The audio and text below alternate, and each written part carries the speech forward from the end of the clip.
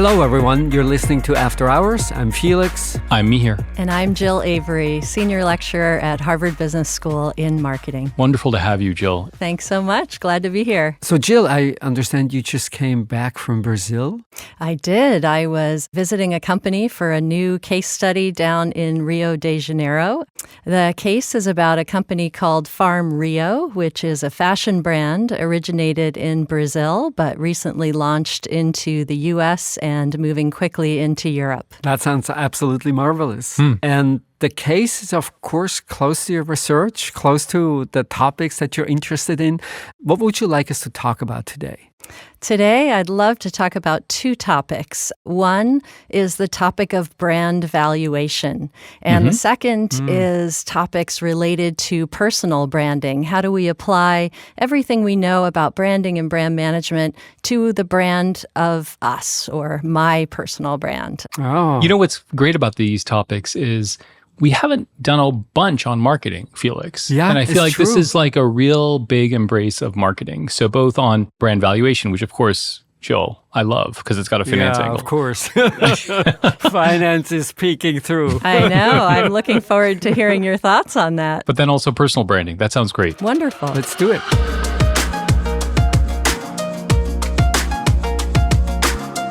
So, Jill, you recently had a provocative piece in HBR about building a personal brand. And I'm curious what provoked you to write that and why that frame on who we are. So tell us what you think about personal brands. Sure. So my work on personal branding actually came out of discussions with my MBA students here at Harvard Business School. I teach a course here called Creating Brand Value, and at the end of every semester, my students would come to me and say, Professor Avery, do you have anything on personal branding? And I would kind of grimace and say, ooh, ugh, yuck, I don't do that. That's not my thing. That's hilarious. I learn and I teach how to brand products and services. I don't really brand people. But every semester there was this inherent demand. And finally, I got to the point where I realized part of my aversion to the topic is a personal aversion because I'm not very good at personal branding. I'm not very good at selling myself, which is kind of counterintuitive because I've been a marketer for over 30 years. I can sell virtually any product or service to anybody. But I really have trouble selling myself. It's a personal weakness that has plagued me throughout my career. So I realized if I wanted to do this work, I really needed to partner with an expert, with someone who understands how to translate all of the branding theories and frameworks that I use in my work, marketing products and services, and apply that to the work of branding ourselves. So I met an interesting collaborator at a conference. Rachel Greenwald is a professional dating coach and matchmaker. And I started chatting with Rachel at this conference, and we realized that we actually shared a lot in common. And part of what excited us was the idea of bringing some of the branding theory into the practice of personal branding that Rachel was using with her clients. So I confess, I'm kind of with you, Jill, in my aversion to this way of thinking. But I'm curious what came out of these parallels. So students wanted it. And what is it that the brand lens teaches us? I think applying the brand lens to this is really important. And people have a visceral reaction to the idea of personal branding, just like you and I had.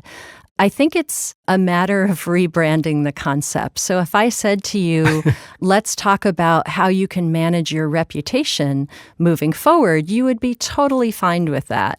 But if I say, hey, Mihir, let's talk about managing your personal brand, suddenly you get uncomfortable with that concept. So I want you to think about your personal brand as your reputation. It's actually not something that belongs to you. It's the associations and beliefs and attitudes and and most importantly, the expectations that others hold about you in their minds. And those expectations are in the forms of narratives about the value that you can provide. So what excites me about getting into this area is when I design customer value propositions for brands, it's always focused on the audience or the target market. For whom do you want to create value? And it's focused on defining and refining the differentiated value that brand or product can bring to the world. So too with people. The process of personal branding is a strategic and intentional process of uncovering who are you, what makes you special, and what value do you wish to bring to the world? What difference do you want to make in the world? And being able to communicate that clearly and memorably in a compelling way helps you achieve your personal goals, your professional goals, and helps the world see the best version of you. I think the part that feels maybe not so comfortable is when I think about marketing, it's very outward oriented. Just the way you explained. It's like I'm basically molding a product, I'm molding a service, I'm molding the story, I'm retelling the story in the face of thinking about the particular consumer group that I want to reach.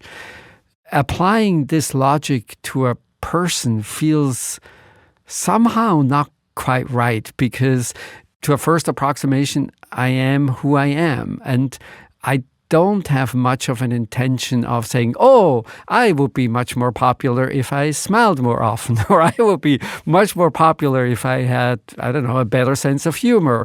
The whole idea of molding one's personality to be more successful, and that can mean very different things for different people, but the whole idea of sort of changing me as a person or my personality or even just the way I talk about myself in order to increase personal attractiveness, that's the part where I somehow feel that works for products and services. I'm not so sure that works for people. Can I just pile on here, Please? Felix? Because I think I'm with you. Not to go like Marxist on you, Jill, but like this is like the ultimate version of taking a human and making them into a commodity. I think everything you're saying makes sense, but like Felix, I share this kind of gut instinct of we're basically anchoring ourselves in the way the market understands us, as opposed to anchoring ourselves in the way we understand ourselves. I know. It sounds icky. When we first hear about this, it sounds icky. And that's where I think that visceral reaction comes from. I think what you're both getting at here is the concept of an authentic self, that when I present myself to others, I want to do so authentically. I don't want to have to put on a costume and be someone that I'm not. And that's why the process of personal branding is first self-reflective. It's about understanding who I am, what makes me unique, what makes me special, and what do I want to do in the world. It's first understanding the real me, the authentic me.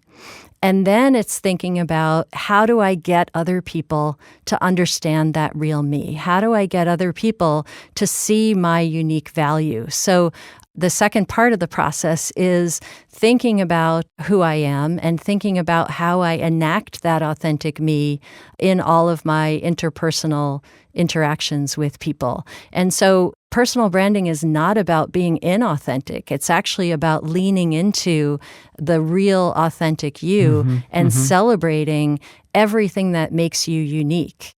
So I think that sounds interesting and appealing if you explain it that way. But even the first step, so say this idea that I'm somehow unique, I've never really thought of myself as that. And there are lots of people like me who are very similar, and I understand why that's a branding issue, but I also think as a person, that's okay. In fact, this sense that many people have that they're super special and everything about them is different and worthy a longer investigation, that in and of itself, I find often, then when it shows up in personal branding efforts, I find not so appealing. I find it, who do you think you are? In most respects, you're like many other people also. I think that's a good point, Felix. And I think personal branding is both about fitting in and standing out from others. So if you think about why personal branding is so necessary, think about the instances where the stakes are high and it's important for us to manage our reputation or make a good impression on someone else. And it's when we apply for a job or vie for a promotion or advocate for a raise or try to land a new client or that type of thing. In that moment, we both need to fit in and find that common affinity that we have with the other person, but we also want to show that we are different from, unique from all the other people who might be vying to create value for that person as well. So it's about finding that sense of differentiation while recognizing and forming those common bonds. Implicitly, I think, Felix, you're raising some cultural differences, which is often in the US, it is about how special I am. I think in other parts of the world, that's just not as interesting a question. I'm curious, Jill, how you think about this across cultural boundaries.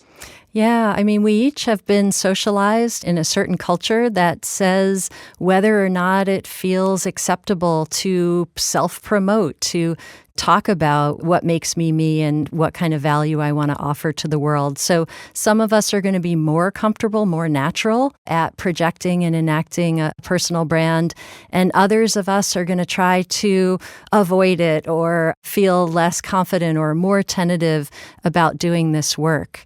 The reality is we all have a personal brand, whether we like it or not. It is that reputation that lives in the minds of other people. So there's no avoiding personal branding. It's just a matter of whether you'd like to do this strategically and intentionally, or whether you'd like to let your reputation be formed by other people. And so we talk in our work about who do you want to write your story? Do you want to write your own story, or do you want to let other people write the story of you? And the process that we lay out in the article is about being more intentional about the story that you're allowing other people to form about you. I think that's so interesting, I have to say. And I confess I'm still thinking about the question you asked, which is, who do I want to write the story of me? And I think my answer may well be others. Why not let the world figure out who I am? Why be so conscious of making sure the world thinks about me in the right way? Yeah, I guess what I would say in answer to that, Mihir, is we rely on other people to help us achieve our goals. And so in certain circumstances, it matters what other people think of us, because otherwise I won't get the job, or I won't get the raise, or I won't land the client. So in certain situations, it's really important, the reputation that others hold of us. Sure. But I want to flip the focus from thinking about this as all about me, that personal branding is about me and defining my story in isolation. Personal branding is about defining your story in terms of the value that you want to provide to others. So it's actually both inward looking to form the story, but outward facing in understanding that value that you're going to provide. So it's less about you and it's more about what you hope to do in the world and how you hope to change the world through other people. I think my biggest hesitation is around people thinking longer term, how am I going to change the world? And I think my answer is, you're not going to change the world.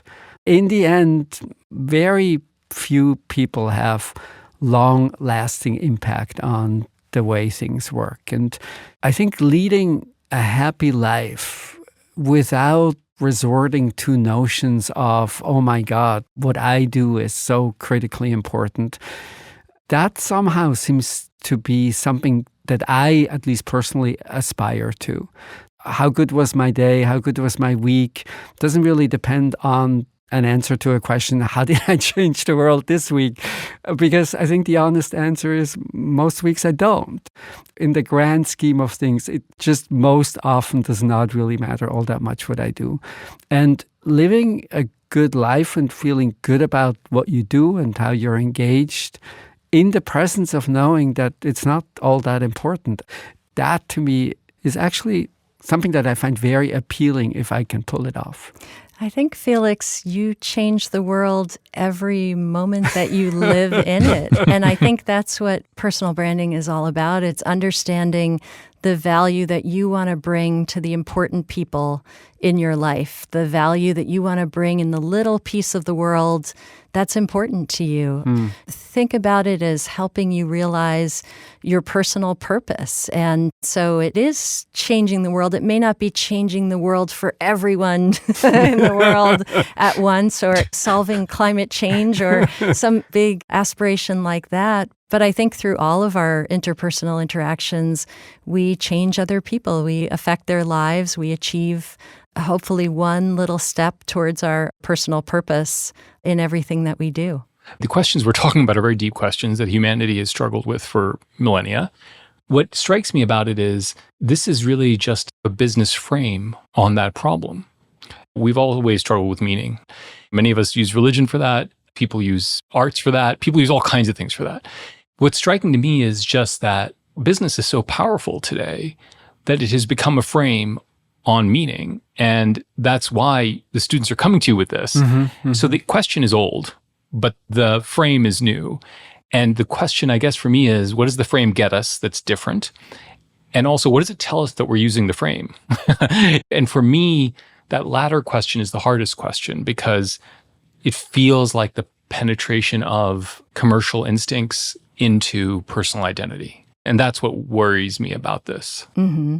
If we think about the practice of branding, it's been informed for a long time by many disciplines: philosophy, sociology, anthropology. It's rooted in the human experience. And so a lot of the branding principles and theories come out of these bodies of research. So if we think about branding a product or service and we think about branding a person, what we're really striving for here is creating meaning that has value to people. And so, yes, I think we can look to religion, philosophy, anthropology, sociology, psychology, all of the social sciences and the humanities to inform how to do this better. I'm curious what you think about the gender implications of this, or the degree to which this is particularly helpful for groups that are historically marginalized, which it strikes me that this is maybe a particularly powerful frame for folks who have not been at the center of the universe for a long time. And maybe that's the real power of this, which is giving people tools for whom this exercise is novel and really particularly important. Does that ring true to you, or do you think it's kind of far-fetched? So I think personal branding is important for everyone, but I think it's particularly important for groups of people who know that other people hold views about them that may not represent the real them. So for instance, if you know that you're walking into a group of people and they hold a stereotype about you, for instance, that girls aren't as good at math, what you may want to do in your personal branding is highlight your quantitative skills. Make sure that part of your narrative as you walk into that interview is highlighting the analytical experiences that you've had. So part of personal branding is recognizing that regardless of what you do, people are going to hold associations, beliefs, and attitudes about you. And you can use the strength of your own personal branding efforts to try to communicate the story that you want to be told. It's actually a very liberating story for those of us who feel like we need to take control of our story, because if we don't, other people are telling a story that actually doesn't represent the authentic us. That's really interesting. So Felix, your brand in 3 words. I would guess after today's conversation, it is just like everyone else and leaving no imprint on the world. Yes. That comes very close. I'm sorry. I'm just kidding. Can I try mine, Mihir? Yes, please. So I've been experimenting with my personal brand, and here's what my working definition is right now. I co-create value as a collaborative storyteller and intellectual guide to champion and empower underdogs and bring meaning to people's lives. Oh, that's beautiful. I think that's better than the one I made up for Felix. Yeah, for sure. Slightly. But it's really hard. This is hard work. It takes a great deal of self-reflection, and it takes working through that uncomfortableness to really understand who am I and what is it that I want to achieve in the world, and how can I best communicate my story authentically in a way that I can live and enact it authentically in everyday interactions, such that people see me for who I am and understand the value that I'm trying to bring to the world.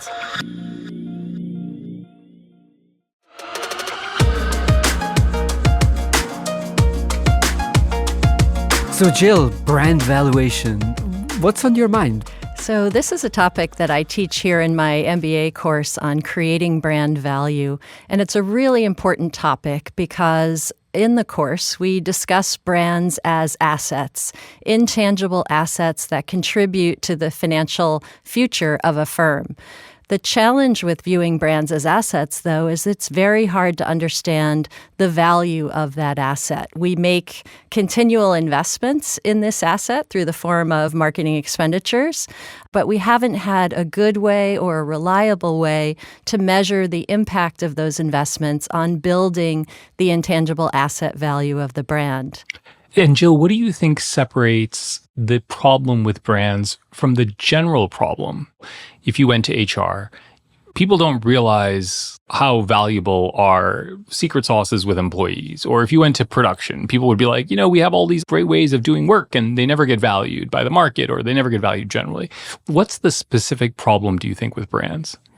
I think the big difference here is for many firms, their brands are their most valuable asset and often the only sustainable competitive advantage that the firm enjoys. And so understanding the sometimes quite significant value of that asset and how it provides us with competitive advantage is a tool that managers need to understand so that they can understand how much to invest in that asset and whether those investments are working over time. Mm-hmm. What we're talking about here, beyond the intrinsic value of the product, what is the value of the brand bringing to either a purchase situation or a consumption situation? And, the Pepsi-Coke challenge is an interesting example because people can't tell the difference apart in unbranded taste tests. But if you put people into an fMRI machine and measure their brain waves, and you tell them you're drinking Coke or you tell them that you're drinking Pepsi, we can see a difference in how people's brains light up and respond to the brand of their choice. So there's something meaningful, there's something valuable about the meaning system and the associations that brands bring to the underlying products that they adorn. It seems like one of the big problems that you're trying to get at with this is there is just huge amounts of marketing spend. And in a way, without understanding this problem, it's really hard to guide that spend. Is that the real problem here? There's pressure on CMOs and CFOs to justify the return on investment within the measurement period. So we're often trying to think about, if I spend $1 here, what is the return on investment on revenues and profits over the short term? But the reality is a brand is a long-lived asset that generates value way into the future for firms. And so measuring ROI over the short term underestimates the true return on investment that the marketing investment could be making. So what that leads to is either cuts, where the marketing budget is often ripe for budget cutting during budget season when money is scarce, or it leads to a preference for short-term decision-making where marketing managers feel pressure to receive a faster return on investment rather than a stronger return on investment that might take into account lag effects and longer lingering effects of their marketing investments. And let me try to be the finance jerk for a sec. Please. So you suggested that the problem is really probably not enough marketing spend. Isn't it conceivable that it goes exactly the other way? That basically, without any way to monitor this, is the problem sometimes like overspending? It could be. Without that visibility on what we're doing to the underlying asset and whether we are building or actually degrading its value, we could be making too much marketing investment, or we could be making the wrong types of marketing investments. Let's talk about Tesla. Tesla is a car company and a very successful one. And I would guess we would think that their brand is highly valuable. Yet that brand has been built by, I think, very little marketing spend, and has been built entirely by products and perhaps the reputation of Elon Musk and a whole bunch of other things, but not really by marketing efforts. So if I valued the brand of Tesla, I'm not sure I would attribute that to anything other than it's a really interesting company, which people really like, but it doesn't have much to do with marketing spend or anything else. That problem seems pretty deep in the sense anytime I value anything, it's some agglomeration of lots of things, including marketing spend. But it's also the product itself. It's the quality of the product. It's the durability of the product. It's lots and lots of other things. Do you know what I mean? I do. So if we think about the Tesla brand, and estimates of its value range around $50 billion. So it's one of the world's most valuable brands. And it has not been built through a lot of advertising spend, but I would argue that it has been built through a tremendous amount of marketing. Everything that Elon Musk has done from the beginning of the founding of his company, I would term as part of his marketing investment. His engagement with the press, his events and antics that create news cycles. Yeah. So while Tesla hasn't spent a lot in paid media, it has spent a lot of time generating owned media and certainly generating earned media by engaging in these types of things. So brand value doesn't just come from advertising expenditures. It comes from how we manage all of the customer touch points and how we engage customers in experience with the company, with the brand, and with the product across those touch points. So how about the following experiment? Say, once a week or maybe once a month, we take a group of consumers, we show them a car that is not marked. It's a Tesla, but you wouldn't know unless you're really into cars. And then we ask them, what's your willingness to pay for this car? And maybe they can test drive it and they can see what it's like.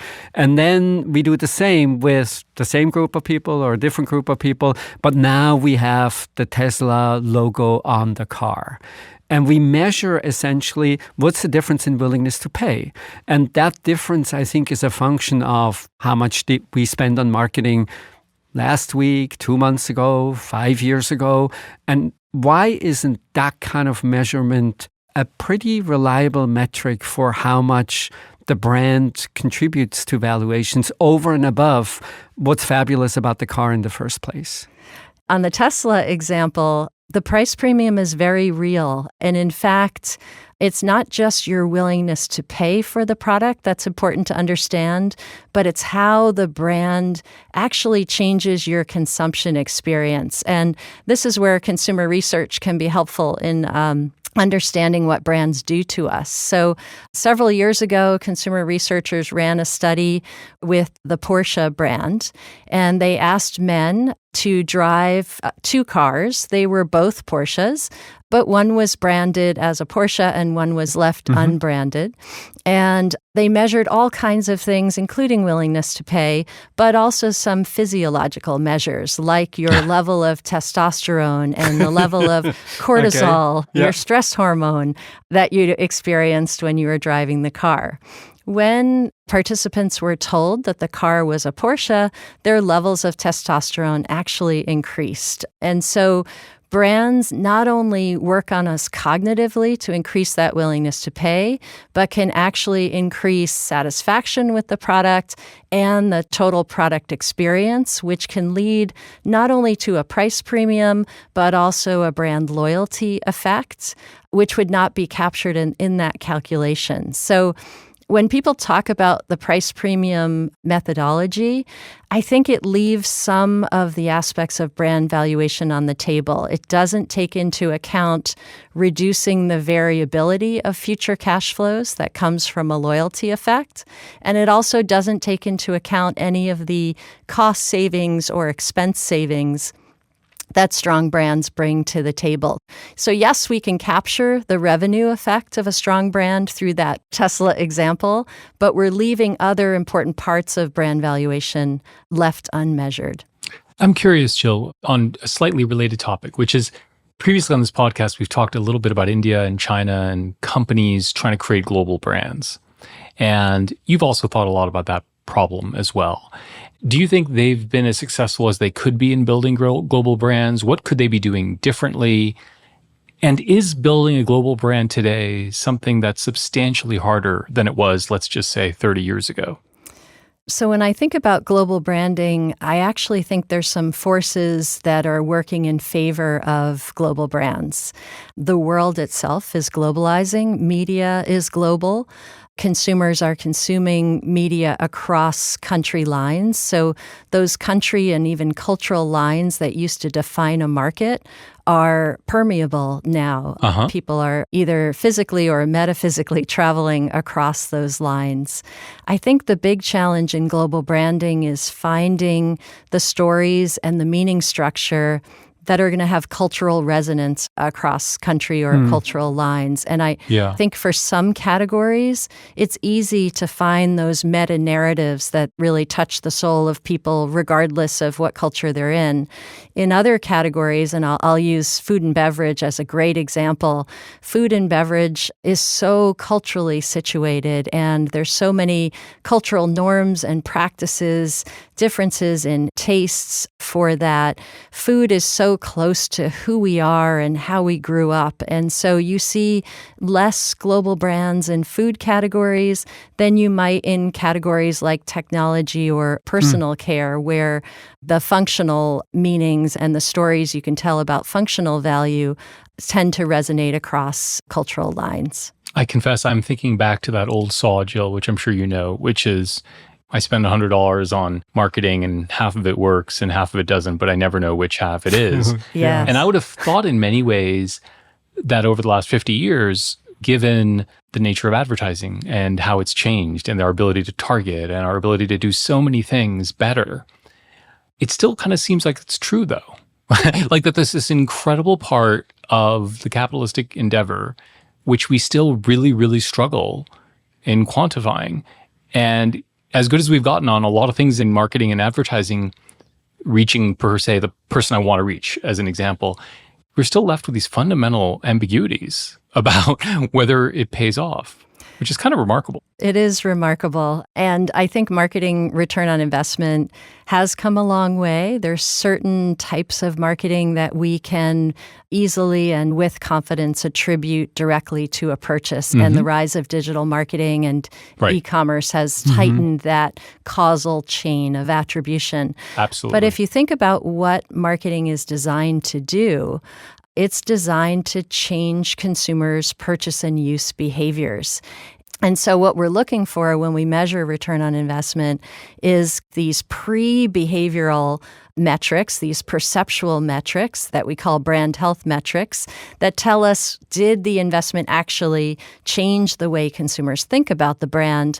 But then we're waiting for that investment to actually change the purchase and use behaviors so that we can start to measure firm-based brand equity, or how the marketing investment actually changed the value that the firm is realizing from those differential consumer purchase and use behaviors. So it's a chain of events that have to happen. And sometimes that chain takes a very long time to materialize. So if we think about the car category, for example, I might see years of BMW advertising before I'm A, old enough to purchase a car, or B, have the financial means to purchase the car that I want. And so in those categories where inter-purchase cycles are long, or there's some other barriers to purchase that must be overcome, that marketing investment might take a very long time to pay off. It strikes me that this issue of not really being able to calculate what we care about, it's certainly pertinent for marketing, but it strikes me as a much more general problem. We have so much more data in management, and I think so many more management decisions are now better decisions because we have data. But there are really big decisions for which we lack data. Yeah. For conceptual reasons or for practical reasons, we will never really have the data. And one of the really interesting questions, I hadn't really thought about it much before this conversation, is what are decision rules when you lack data? It's probably not a good idea not to spend any money on marketing, but at the same time, we can't really measure how much is the right amount. How should you respond to drastic changes in consumer behavior, radical changes in technology? For so many of the really big decisions, data is scarce or non-existing. And I think your question, Mihir, is really, what do you do if you can't know?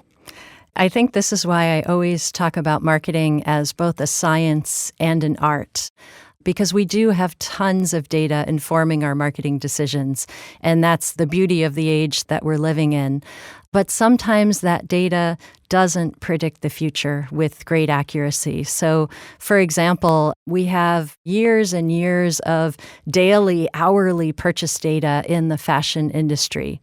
But what people bought last year in certain fashion categories has very little to do with what they might buy next year, because fashion changes, it cycles, and it doesn't always cycle in predictable ways. And so in those moments, the data can inform, but that's when we need managerial judgment to be able to apply the art of decision-making on top of that data to get better prediction. I think it'll be okay. I just had a vision of my potential grandchild walking around with like an fMRI headband, and they are constantly being monitored for the next 20 years while they absorb BMW ads. Is somehow being monitored as it's being built in their brain, and then we'll have enough data. I'm being facetious, Felix, because I think you're exactly right. I mean, over the course of our careers, up until recently, I thought the answer was more data because we lacked data so often with decisions. Now, I think we're reaching the end of that logic, which is what I think you're pointing us towards, which is we've quickly reached the end of that logic where data is readily available. And the answer often can be, well, let's get the data.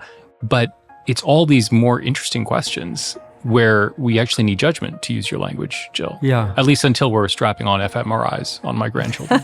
So the question I have for you, Mihir, in that future of yours where your grandchild wears the headband, is the grandfather running regressions on the data? You bet, man. Absolutely.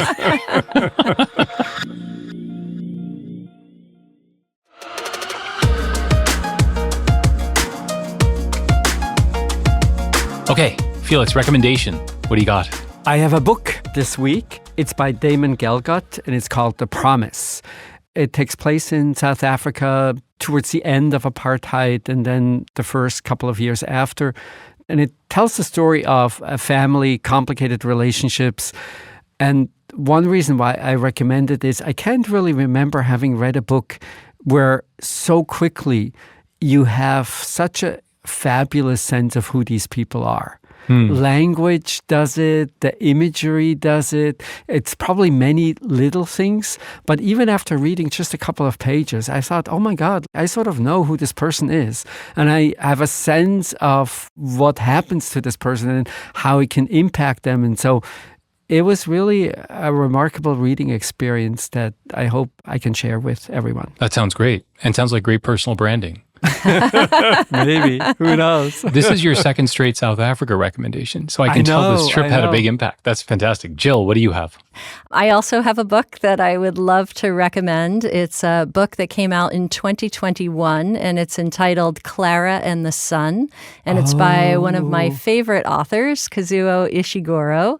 And I think it's particularly resonant for me right now because, like many of you, I have spent the last couple of weeks playing around with ChatGPT and exploring the newly enhanced world of artificial intelligence. And this is a book that asks some very deep questions in the context of a very compelling story. And it asks the questions related to what happens when machines become more human-like and what happens when humans become more machine-like, and asks us to imagine a future world where those things are happening simultaneously. And I found it very thought-provoking and interesting to imagine that future reality, which seems to be getting closer away from fiction and towards our reality every day. It's a fabulous book. Yeah. I loved reading it. That is a fantastic book. Yeah. I read it, I think, when it came out, but reading it post ChatGPT is like going to be like a different It's experience. different, I would right? imagine. Yeah. No, that sounds great. Yeah. What did you bring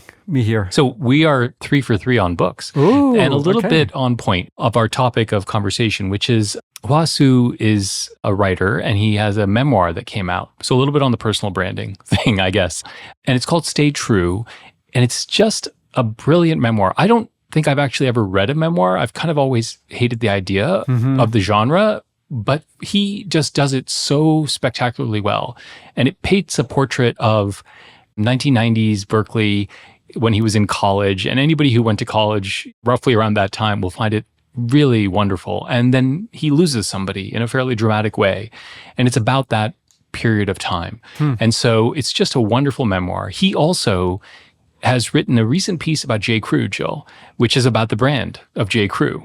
And I think for both those reasons, I just think he's just a great writer, and that memoir is really, really fantastic. So Hua-Su, Stay True, and J. Crew. Wonderful. Which is also, oh my God, a rhyme. Yeah, I know. Excellent. Lots of reading suggestions. So much to read. That's exactly right. And this was it for tonight. Thank you everyone for listening. This was After Hours from the TED Audio Collective.